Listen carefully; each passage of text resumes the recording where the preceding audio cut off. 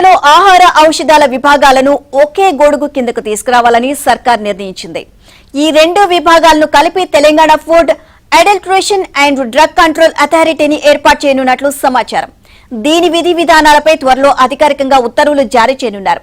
హైడ్రా మాదిరిగా దీనికి కఠిన చర్యలు తీసుకునే అధికారాలను ఇవ్వనున్నారు. ఇక ఫాడ్కాకు బాస్ గా ఐపీఎస్ అధికారిని నియమిస్తారు. డ్రగ్ కంట్రోల్ డైరెక్టర్ జనరల్ గా ఉన్న అవినాష్ మహంతికేదేని బాధ్యతలు అప్పగిస్తారు అని సమాచారం. ఫాడ్కాను తొలుత క్యూర్ ఏరియా పరిధిలో అమలు చేయనున్నట్లు రాష్ట్ర ప్రభుత్వ వర్గాలు వెల్లడించాయి. ఆ తర్వాత దశల వారీగా రాష్ట్రమంతా విస్తరిస్తారు. ఫాడ్కాపై సీఎస్ సంజయ్ జాజు అధ్యక్షతన సంబంధిత అధికారులతో సమీక్ష నిర్వహించారు.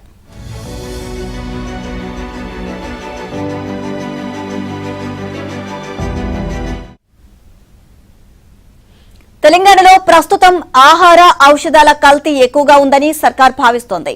కల్తీ నిరోధానికి కఠిన చట్టం రూపొందించాలని ముఖ్యమంత్రి రేవంత్ రెడ్డి ఇప్పటికే అధికారులను ఆదేశించారు. కల్తీల నిరోధానికి సమగ్ర చట్టాలు ఉన్న దేశాలను సందర్శించి అక్కడి విధానాలను అధ్యయనం చేయమని చెప్పారు. ఇప్పటికే అధికారులు కర్ణాటక, మహారాష్ట్ర రాష్ట్రాల్లో అమలవుతున్న ఫుడ్ సేఫ్టీ విధానాలను అధ్యయనం చేసి నివేదికలు ఇచ్చారు. వీటి ఆధారంగా బిల్లు రూపొందించి శాసనసభలో పెడతారు. శాసనసభలో చర్చించడమే కాకుండా ప్రజల నుంచి అభిప్రాయాలు స్వీకరిస్తారు. కల్తీపై సమాచార సేకరణకు విజిల్ బ్లోయర్లకు అవకాశం ఇస్తారు. టోల్ ఫ్రీ నంబర్లు కూడా ఏర్పాటు చేస్తారు.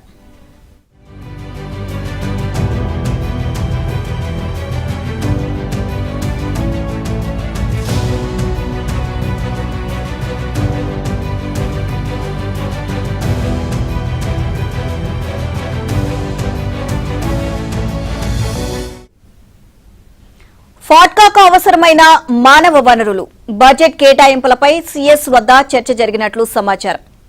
గ్రే హౌండ్స్ నుంచి 100 మంది సిబ్బందిని ఫాడ్కాకు పంపాలని నిర్ణయించారు. ఏపీలో మావోయిస్టుల ఉనికి లేకపోవడంతో దానికోసం పనిచేసే గ్రే హౌండ్ సిబ్బందిని పలు రకాలుగా వినియోగించుకోవాలని ప్రభుత్వం నిర్ణయించింది. ట్రాఫిక్ విభాగానికి కొంతమందిని, ఫుడ్ అండ్ డ్రగ్ విభాగానికి మరికొంతమందిని పంపించనున్నట్లు ప్రభుత్వ వర్గాలు పేర్కొన్నాయి.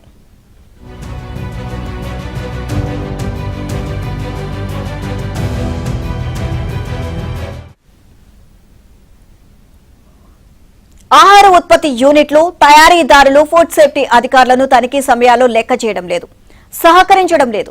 ఒకరిద్దరు అధికారులు తనిఖీలకు వెళ్లినా గప్చుప్గా నమూనాలు సేకరించుకుని బయటపడుతున్నారు. ఆహార ఉత్పత్తిదారులు, తయారీదారులు, హోటళ్ల యాజమాన్యాలు వీళ్లను సీరియస్ గా తీసుకోవడం లేదు. కల్తీ చేస్తే కఠినంగా వ్యవహరిస్తారు అన్న భయం ఉండడం లేదు.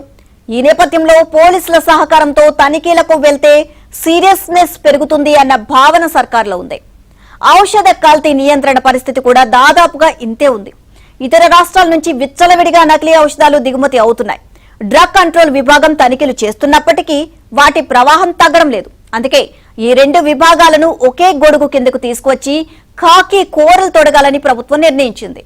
దీనిపై త్వరలో ముఖ్యమంత్రి ఉన్నత స్థాయి సమీక్ష నిర్వహించనున్నారు.